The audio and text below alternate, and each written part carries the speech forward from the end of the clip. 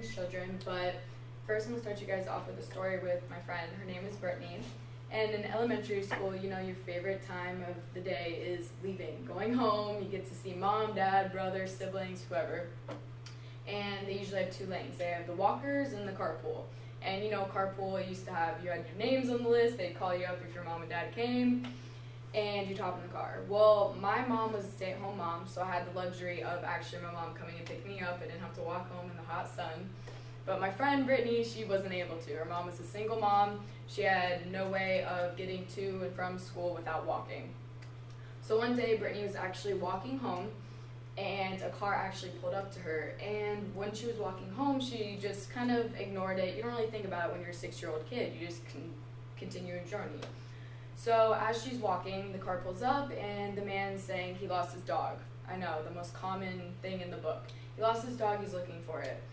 He pulls up a picture on her phone. She walks over to the car thinking, you know, I'm just going to help this man look for his dog. As he's showing her the picture, he reaches down for her hand and actually tries to grab her. Luckily, there was a mom in the back that actually scared him off by yelling and screaming and doing whatever. Luckily, Brittany got home safe.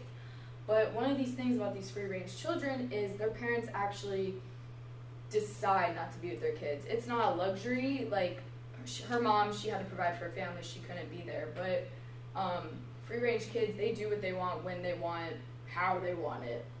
And that gets into next. So free-range children, they're able to walk around freely as they care. Their parents believe in less discipline,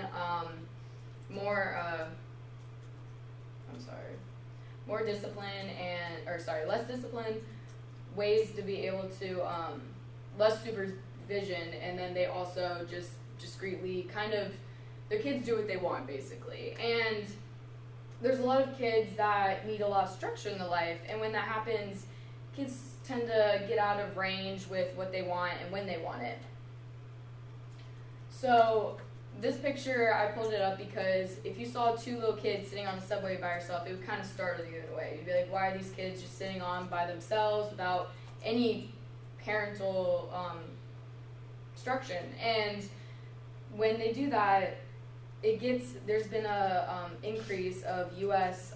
Police calls about these free-range kids because they're off doing their own, and it's a way of neglect in a way. And that's how other parents perceive it. But these parents, they don't believe that at all. They believe they're giving their child independence. It actually raises their cognitive ability, creativity, and their problem-solving skills. But at the end of the day, when's a kid able to be a kid?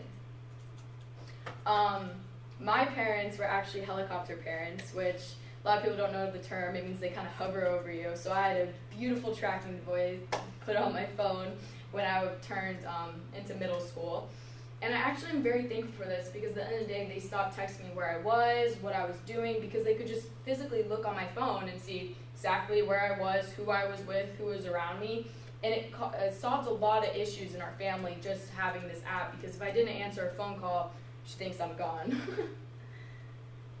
A lot of kids actually go missing every single day due to just bad scenarios and kids being not under parental supervision. And actually 800,000 kids go missing every single year. That's almost 2,000 per day kids go missing. And they'd be going missing just sitting in their parents' front yards. It has nothing to do with he was out running around on his own. So what makes that free-range kid able to do that? Will it put him more of a possibility of getting hurt eventually in the end? And together, I believe that free-range kids, I believe it's just a much different way of parenting your child. But at the end of the day, I believe that if you can parent your kid however you want to parent your kid, at the end of the day, it's your kid that's growing up, it's your generation. And yeah, thank you. Good job.